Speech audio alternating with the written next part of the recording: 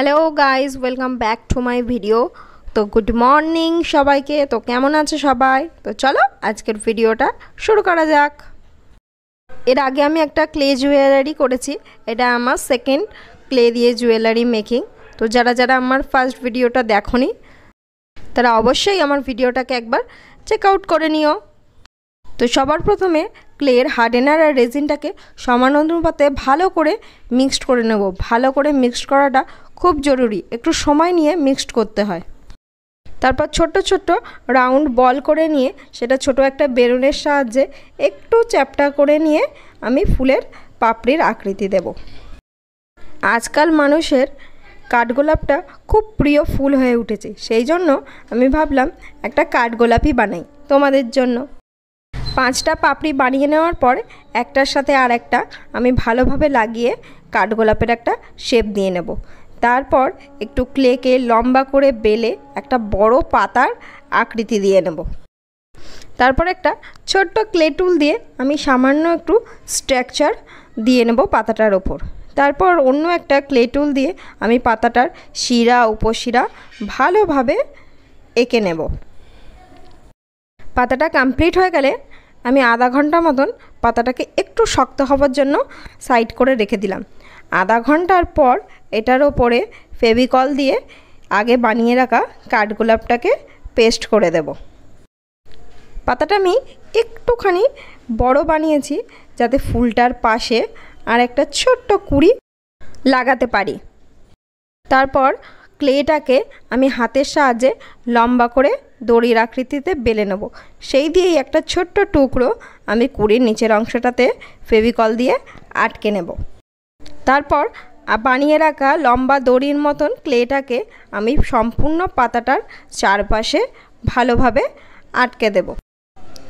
তো আমার তো জুয়েলারিটা মোটামুটি কমপ্লিট হয়ে গেল। একটুখানি শুকিয়ে গেলে আমি এটার উপরে অ্যাক্রিলিক কালার করব।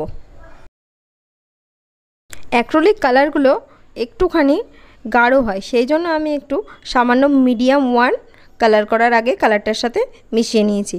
তারপর সম্পূর্ণ পাতাটাতে আমি একটা লাইট গ্রিন কালার দিয়ে নেব। তারপর ডিপ গ্রিন কালার দিয়ে কুঁড়ির ডান্ডির অংশগুলোকে কালার করে নেব। লাইট গ্রিন কালারটা একটু ড্রাই হয়ে গেলে আমি ডিপ গ্রিন কালার দিয়ে পাতার শিরা উপশিরাগুলোকে আরও একটু হাইলাইট করে দেব। তোমাদের কার কার সাদা কাঠগোলাপ ভালো লাগে আমাকে অবশ্যই কমেন্ট করে জানাবে। পাতার কালারিংটা আমি সম্পূর্ণ করে এইবার আমি একটা সাদা অ্যাক্রিলিক কালার নিয়ে ফুলটাকে পুরো পেইন্ট করে নেব। তো ফুলটা কালার করতে গিয়ে আমি যেহেতু তুলিটা ভালো করে ধুইনি, তো আমার ফুলটা হালকা হালকা একটু সবুজ হয়ে গেছে, দেখতেই পাচ্ছ।